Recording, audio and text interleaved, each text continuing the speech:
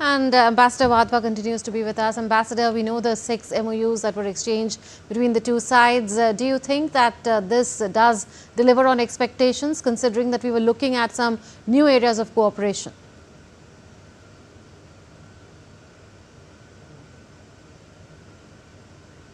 Ambassador, you can unmute yourself. Yeah, please go ahead. Yeah, we were discussing these subjects for a while just before the visit. So while you have these 6 MOUs that have been signed today, there are a number of other issues which came up for discussions which are not reflected in the MOUs.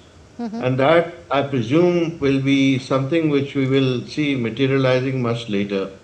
Two of those I would like to name in particular. One is, of course, the presence of Indian investments in oil and gas in Trinidad in a much bigger manner, because that's important for diversification of our energy security. And secondly, of course, is the desire of Trinidad and Tobago to have Indian companies working in the fields of health, IT, and also in technology, which is appropriate to the Trinidad and Tobago situation. Now, that means that Indian companies must keep in mind that Trinidad and Tobago is the foremost economy amongst the CARICOM, and that a presence in Trinidad and Tobago gives them an access also to the whole CARICOM market. I think that realization has sunk in quite well with the companies who are looking at Trinidad and Tobago in the past, and also those who are going to enter in future. The pharmaceutical industry is particularly very interesting in terms of the virgin territory that it sees for itself, and also you have skilling needs in Trinidad and Tobago, something which India well understands because of its own situation back home, because you have to fill up the gaps as you go along and as your economy develops. Yes. And Trinidad and Tobago is the foremost economy in this region, and therefore it's looking at diversification, especially alternate sources of energy other than oil and gas. And what about the scope for sustainable development as well as preservation of biodiversity, because again Trinidad and Tobago has a very interesting ecology. It is vulnerable to climate change as well, and India has had a lot of successful campaigns in terms of not just harnessing the energy of the sun, but also things like Project Tiger. Exactly. I think in terms of sustainable development, India has worked a lot with the small island developing states. Trinidad and Tobago understands that, and in terms of what has been done, for example, with the Pacific Island states in the context of FIPIC, is something which can be replicated quite easily in Trinidad and Tobago. I think the main issue here is mitigation against climate change, and technologies which are there to mitigate against the ravages of the climate, plus the fact that India is now quite well up on its way to meeting the sustainable development goals as compared to a lot of other countries of the global south, means that it is seen as a model in Trinidad and Tobago today. And that's why in one of your programs I saw Minister Tiwari talking about the fact that India could be a role model and a country to emulate as far as sustainable development goals in Trinidad and Tobago are concerned. Yes. So there is this realization, and I think India would do well to actually concentrate in those areas of need of Trinidad and Tobago, which are important for it for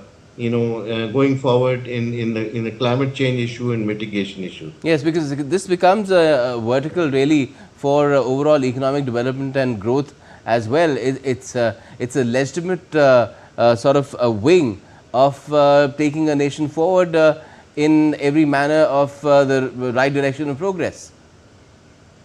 and I agree which is why we are now completely. playing out pictures of Prime Minister Modi along with his Trinidad and Tobago counterpart, Prime Minister Bisesar, planting a tree together. Ek Ped Maa Ke Naam is the campaign that Prime Minister Modi has been leading at home, and it's now been taken to Trinidad and Tobago, a tree for the mother, a neem tree in fact, Ambassador Wadhwa, that in itself being quite significant, establishing or reinforcing that connect that Trinidad and Tobago has with India.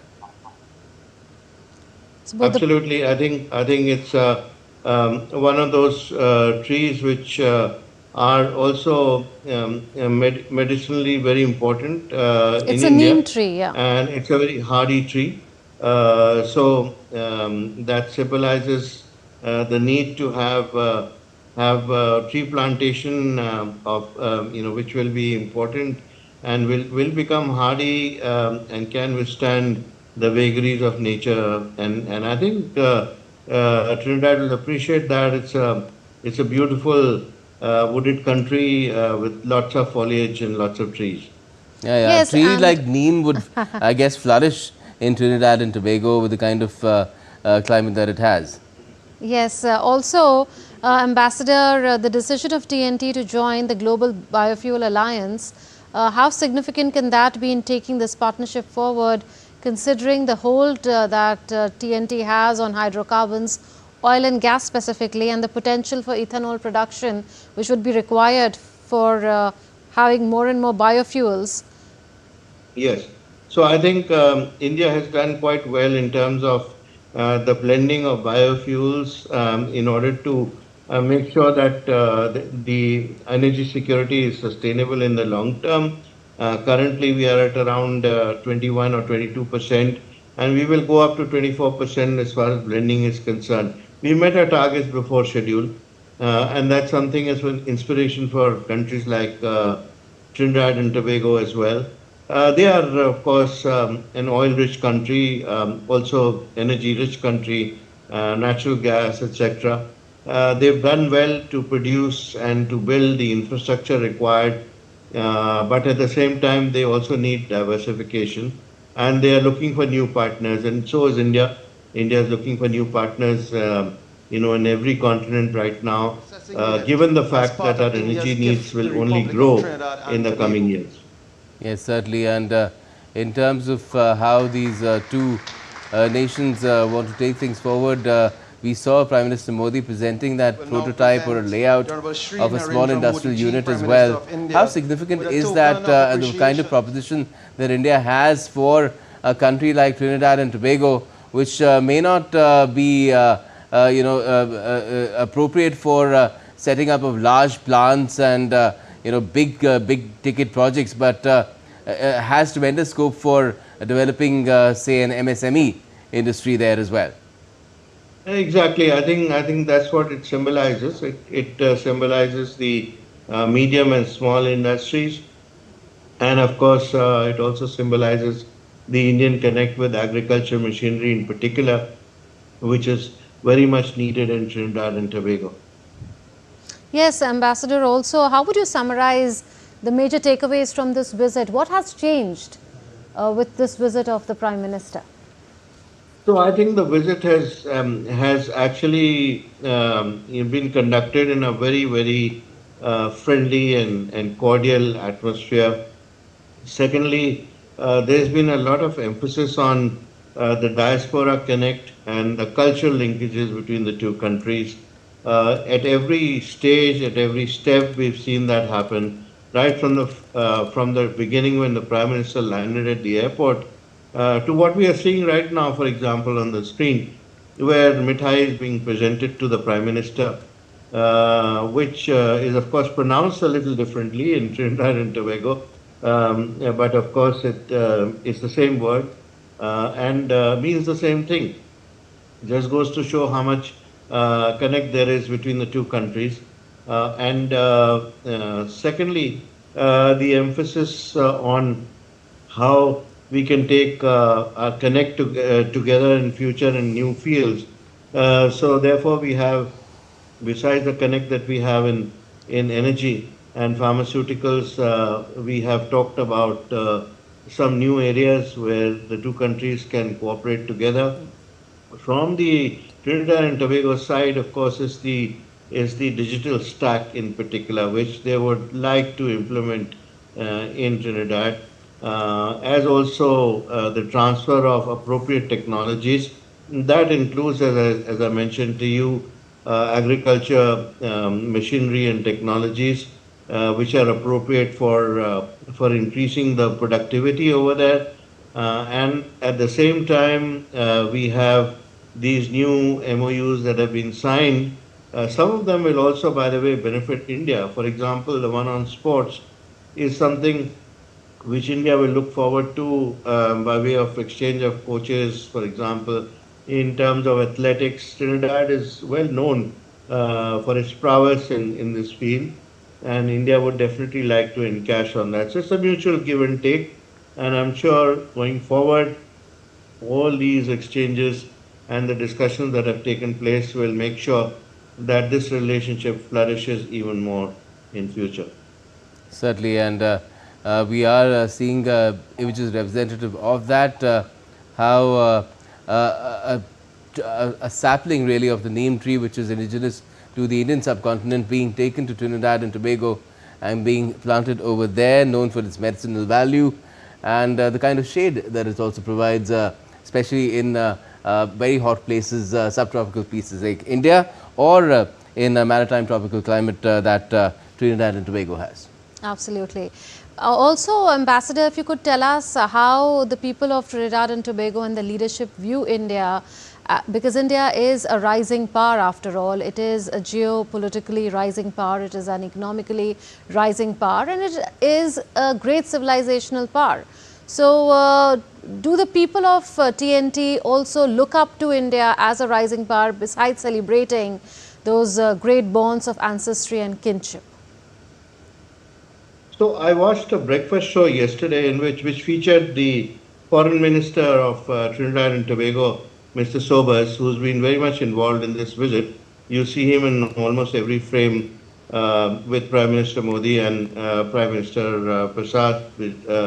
And I feel that he was on the spot when he said that, look, this visit by India is a big deal for Trinidad and Tobago. And he enumerated the reasons where he said, not only do we have this great cultural connect with this country, and also the fact that we have so many people of Indian descent in Trinidad and Tobago, and the traditions that have been left over are all, traditions that we still carry forward. But he also said that India is now, of course, a member of G20. It is a permanent invitee, almost a permanent invitee every time to G7 countries. It's the fourth largest economy now, and it's going on to become the third largest economy very shortly. And what he said was that this huge population of India will ensure that in future it will be continue to become an important country for the rest of the world. So for countries like Trinidad, he said that because of the connect that we have, we need to encash on this and to make sure that we have a continued goodwill with countries like India, which have helped Trinidad in the past in ways which are quite unique. For example, in the vaccine, diplomacy, when India was actually supplying vaccines during COVID time to many countries where they had no recourse. But Trinidad and Tobago was one of those countries where Indian vaccines reached. And for that, people of Trinidad and Tobago are very grateful to this country. Yes, So I it's think not just 49,000 business, but shots. there is also the humanitarian angle, and there is also this cultural angle which continues to persist. And just tell us, Ambassador Badba, what kind of a message does this send out to the larger group of the Caribbean nations, 15 Caribbean nations, CARICOM? India already has a summit, the CARICOM India summit that has taken place twice already, I believe, and now India will be hosting it as well, perhaps later this year. Yeah, so I think that's one connect that India has made quite successfully. A little later, perhaps should have been done, in my view, a little earlier, but nonetheless, it's been so successful now that most of the countries of the Caribbean see India as one country which is selflessly trying to share whatever it has with them in order to uplift them as well as itself and connect itself with these countries. So sustainable development is one of those issues where they feel that India is one of those countries to be relied upon. It is also the element of trust which comes in when a country is acting selflessly and without any ulterior motives. And this is something which India has successfully been able to do with CARICOM by actually having a foothold in a country like Trinidad and Tobago or Guyana, for that instance, where the last visit of the Prime Minister took place. It will be important for the Indian industry to be there so that it can exploit the free trade area which exists within CARICOM and not have to make too much of an effort by having a presence everywhere because that gives them an access to the market. But at the same time, CARICOM also expects that they would receive something which is reciprocal from India, and they would be able to look up to India whenever the need arises. And just tell us a little bit more about the interplay of geopolitical forces there, because it's a very interesting part of the world that Trinidad and Tobago is. It's in the Caribbean, so it is directly under the influence, the sphere of influence of the US. One shore of Venezuela, I believe, is only 11 kilometers away. So Latin America, with a big country as Brazil, also another developing country, Brazil, also there, which has a tremendous presence in that region. Apart from that, of course, there's Mexico too. China, of course, trying to increase its influence in the region as well, has been investing for years in the larger Caribbean region, to a certain extent in Trinidad and Tobago as well. So how does India fit in here? So that's a very important question, a very good question that you asked. And I want to actually answer this in two parts. Number one, India has always understood that having a connect with countries in Africa, in Latin America, or in the Caribbean, or whether in the Pacific, it's very important to have an attitude where you go in there and treat the country concerned or as an equal partner. In the long term, that's a strategy which works much better. On the other hand, if you try and exploit the country to your own ends and to make sure that you only look for profit in that particular country, then your presence does not last. It's not everlasting. There is always a resistance to that which is happening, and I see that happening all across Africa now. With first with the Western countries and now with China, because although they were early entrants, but at the same time they did not follow policies which were beneficial to the local population and to the countries concerned. Simple things like employment, for instance, simple things like transfer of technology and making them self-reliant. And how to make them self-reliant is the most important issue. And India, through its ITech program from the very beginning, has always tried to empower people and to make them competent enough to run the businesses which India has set up. So that is a difference there. And I think the second factor that I wanted to point out is the factor of trust, because when you do not exploit and you actually treat the other country as an equal partner, you develop a certain amount of trust which lasts you for much longer time. So that's the sum total of it. Yes, it took almost 25 years for this visit at the Prime Minister level, a bilateral visit really to take place. But do you think it will be much quicker next time around?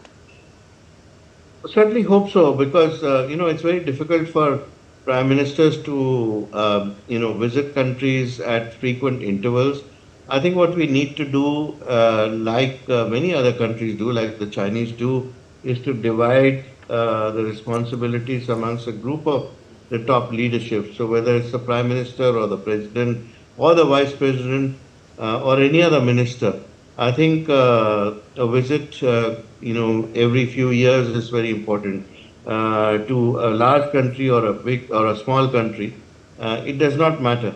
But it actually has that personal connect is very important. And I think the Modi government has discovered that this is the most important way of connections. There was a time when a number of countries have not received any visits whatsoever. They were all visited by a minister who was specifically designated to do so. So we've not had any major country or a smaller country which has been really left out. I would say the Prime Minister cannot visit himself everywhere, so there is naturally a gap. But this Prime Minister, I've seen him try to make an effort to visit as many countries as possible. Yes, he's doing that this time around as well. His longest tour ever. The last time that he toured, one day lesser, really, 8 days, was in 2015 when he went to Russia for the SCO and BRICS summit, as well as visited the Central Asian countries as well, and covered a lot of them, in fact, all of them in that trip, hopping across capital nations there. It was quite an extensive tour, and it covered a lot of ground that had been left a bit untended for several years before that. Absolutely. Prime Minister is known for proactive diplomacy, and we've been seeing that since 2014, since he assumed charge. But now he's made the first visit, which is bilateral in a sense, at the prime ministerial level there.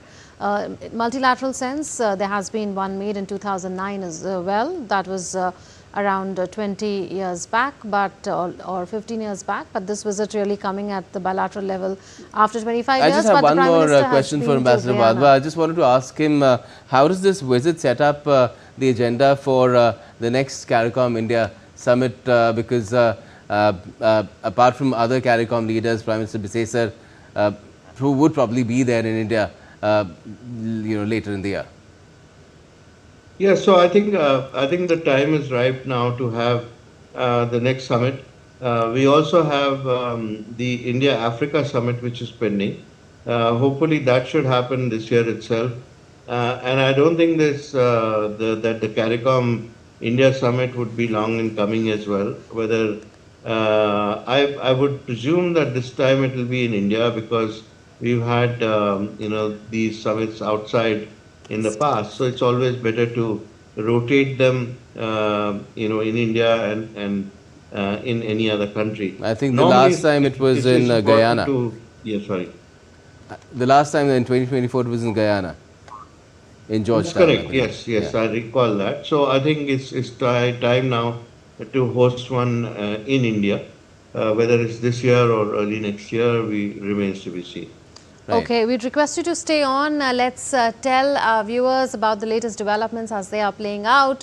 So, Prime Minister Narendra Modi had landed in Trinidad and Tobago as part of his 5-nation tour, and that was on day 1. Today is day 2. A lot has been happening in these 2 days. We've seen the Prime Minister being awarded with the highest national honor of Trinidad and Tobago. We've seen him also address the joint session of both houses of TNT. We've seen a very strong cultural and diaspora connect, a very strong emotional connect that goes back several generations. Now there is the 5th and the 6th generation there. The Prime Minister had also announced OCI cards, or Overseas Citizen of India cards, for the 6th generation of OCIs.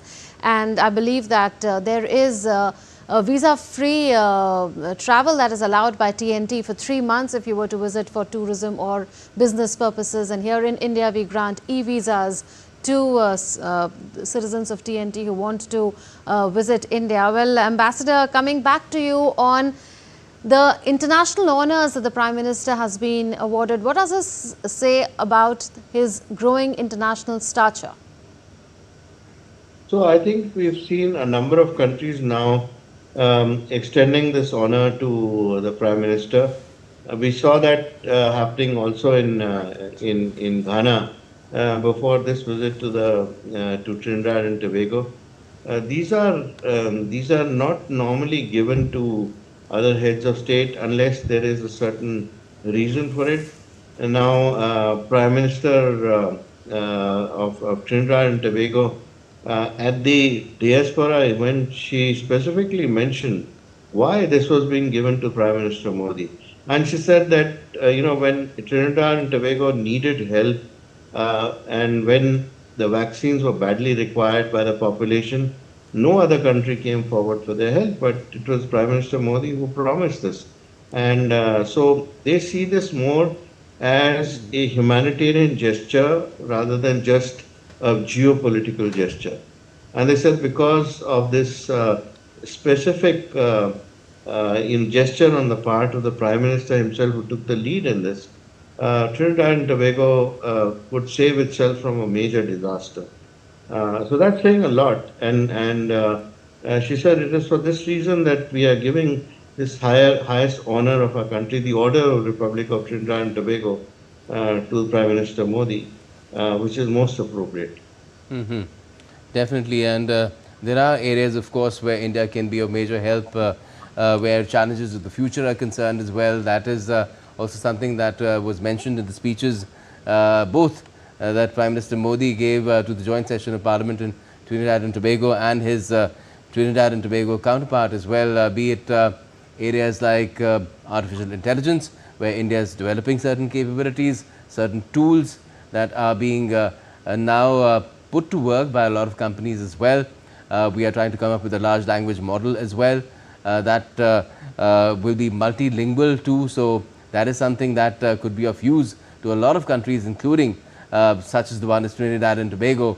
And apart from that, there is a huge effort that is being mounted in India to combat cyber crime, which is a global menace as well. AI itself is a source of marvel as well as fear.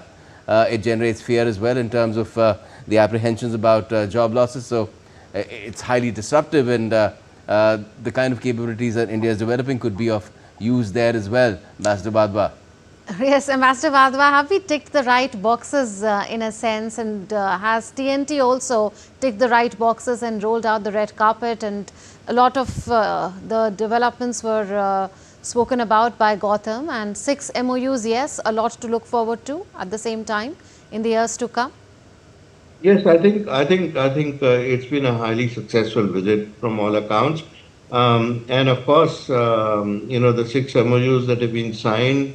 Apart from that, as I said earlier, at the beginning of this program, it's not what has been signed today.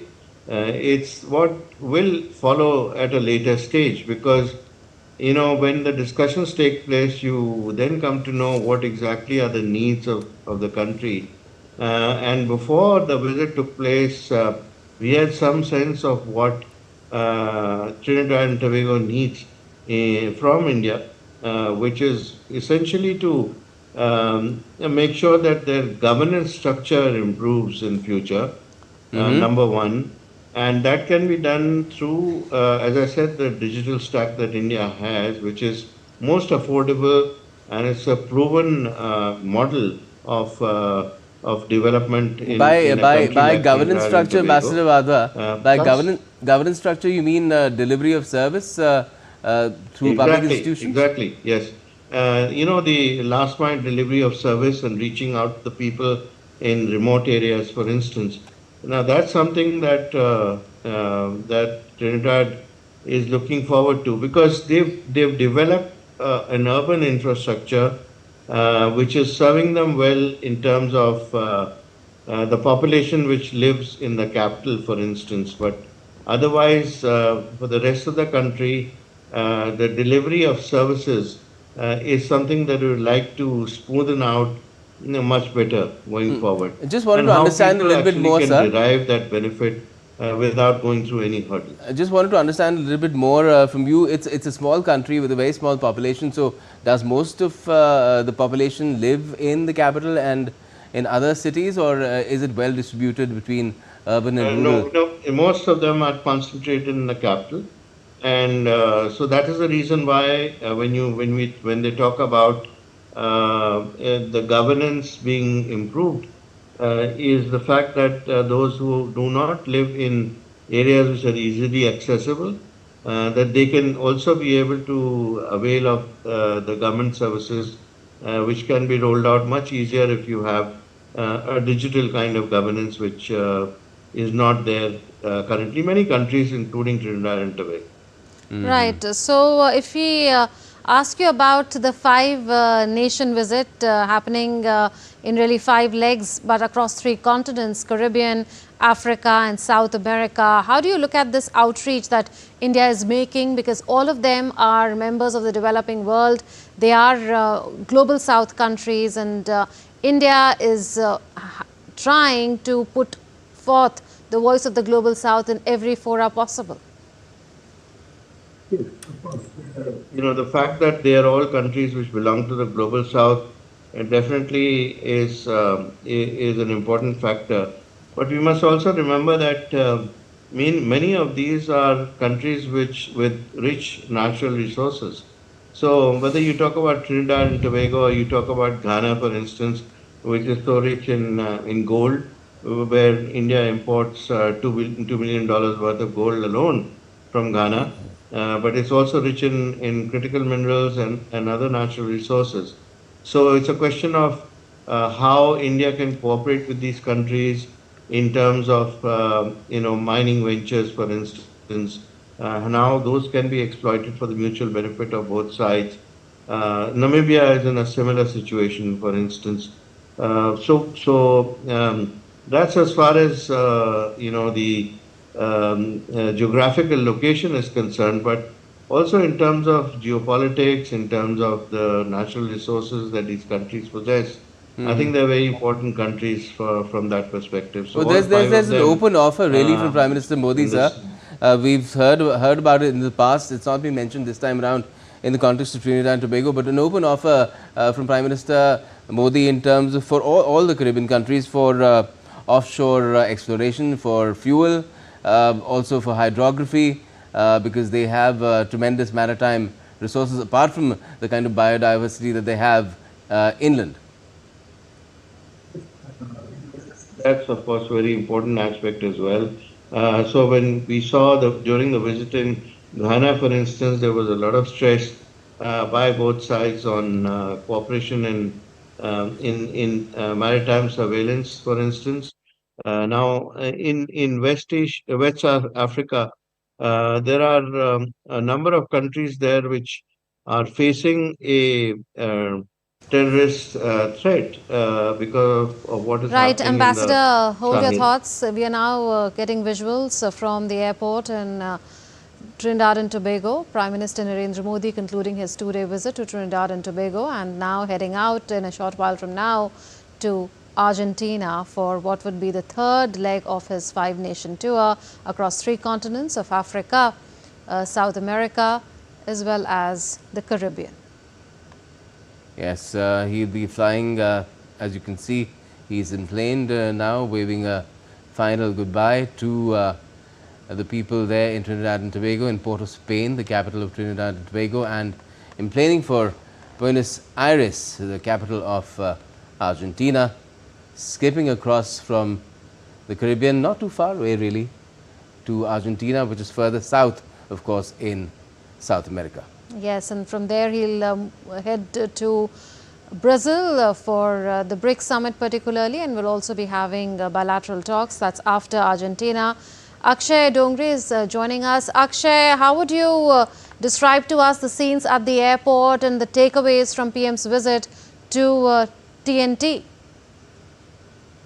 Well, it has been unprecedented in many ways, and Gautam, because from the starting of the tour of Trinidad and Tobago, especially, we have seen an unprecedented level of warmth that has been displayed, though a foreign leader, Prime Minister Narendra Modi, has been made to feel at home here in Trinidad and Tobago, especially with the head of the country.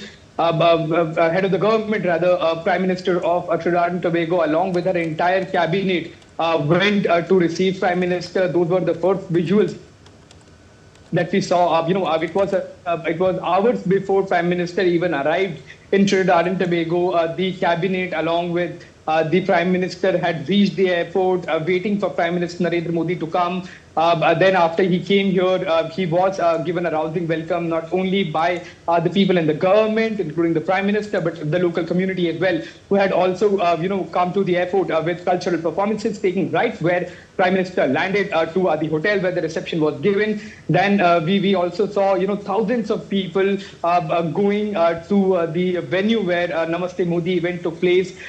People coming in not only from Trinidad and Tobago, but from other Caribbean countries as well, such as Guyana and other nations.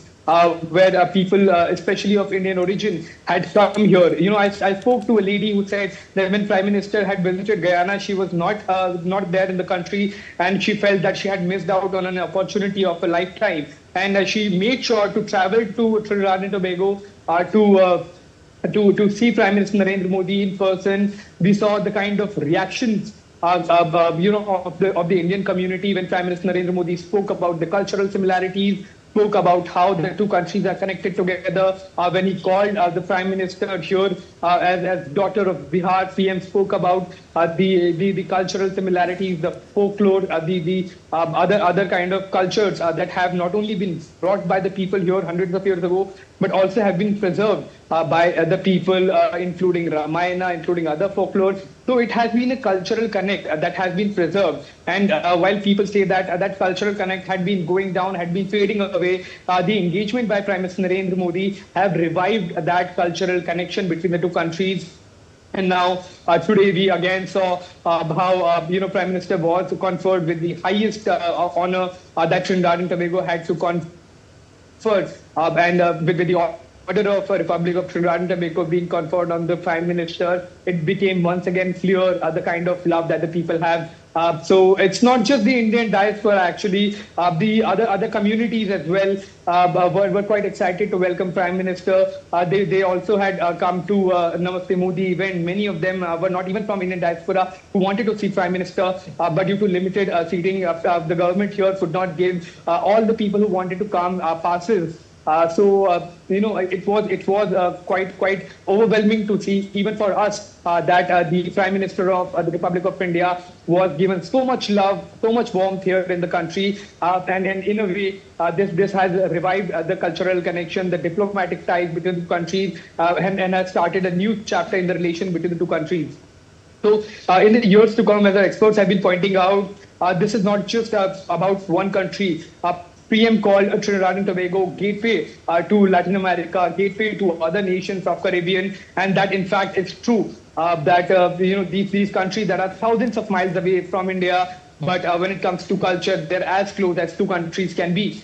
So we will see more of these cultural exchanges, along with diplomatic ties being strengthened in the days to come, with the kind of memorandums of understanding that have been signed today. It is clearly going to give a push to the ties between two countries. PM has spoken about his priorities. PM has said that Global South remains and will always remain the priority for India. And any achievement, every achievement that India makes is not only an achievement for the country but for humanity. Yes, and Akshay, especially for Global South, where every expertise will be shared as well. Akshay, we're playing out images of the delegation level talks. Just tell us, you must have been interacting with a lot of people there in Trinidad and Tobago.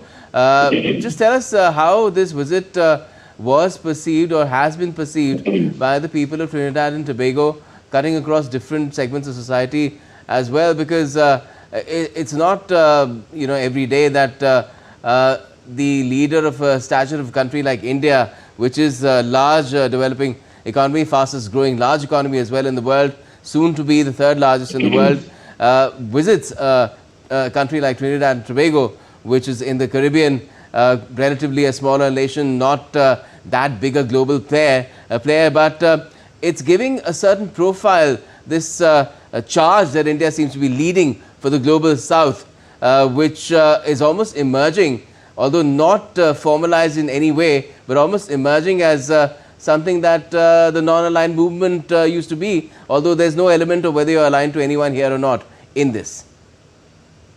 Well, Gautam, a new brand of diplomacy, Modi brand of diplomacy, was on display when PM came here. PM made sure to express his opinion, express his views about his ties with Global South countries. And PM said that the ties that India is now making when it comes to the global South nations will be on equal footing. It doesn't matter if India is the largest economy, third largest, fourth largest economy, or the world's largest democracy, world's most populous country. When it comes to bilateral ties, India will not be following paths of several countries who though give money to the country, but then also ensure that there is a debt trap. But the kind of diplomacy that will be done by India will be on equal footing, will be of mutual respect, will be of love, will be of warmth, and any kind of achievement that the global South makes is an achievement for humanity. Any achievement that India makes is for the global South and for the rest of the world as well. And that warmth has been seen in other countries as well, where the Indian diaspora is in a large number, where Prime Minister Narendra Modi has gone and has spoken about the well-being of the Indian diaspora there. PM spoke extensively about the Girmitiya community. Now, the Girmitiya community is the community that started with indentured labor, hundreds of years back, and people who have forgotten about their roots or have, are not able to trace back their roots. PM made sure that there should be an initiative to do a mapping of the roots of these people, so that they can be connected to the land from where their ancestors came from. So we spoke to the people. People said that now, while Trinidad and Tobago has become their motherland, their Janma Bhumi, India will always remain their Punya Bhumi, or the land of.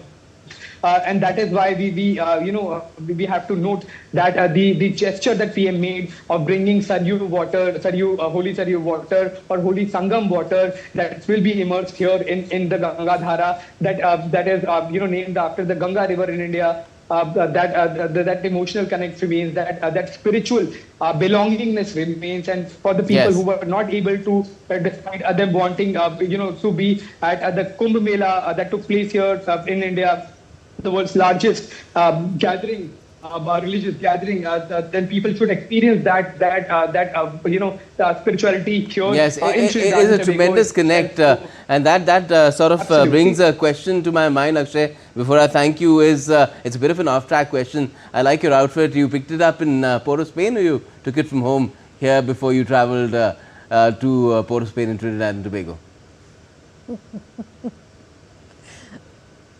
Can you repeat that question? I was just trying to ask you the outfit that you're wearing. It's very nice. It looks like a nice kurta. Did you pick it up in Port of Spain, or did you take it from Delhi?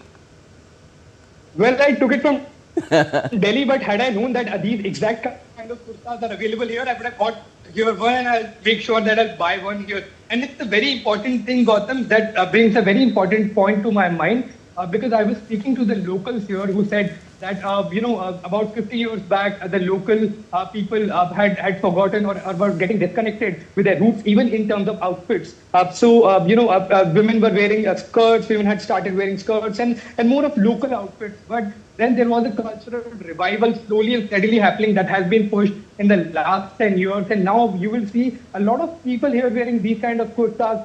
Women who were present at Namaste Modi event were wearing saris, beautiful saris, lehengas, and that sort of cultural connect, was visible. So at a point of time, we our feeling that we are in a massive event that's taking place in India. It's not thousands of miles away from our borders. It's really beautiful how the cultural connect has brought the two countries together and guides the diplomatic ties as well. Back to you. Absolutely. Some foresight in planning your attire, we must say, considering the civilizational connect. And it gets noticed. Yeah, of course.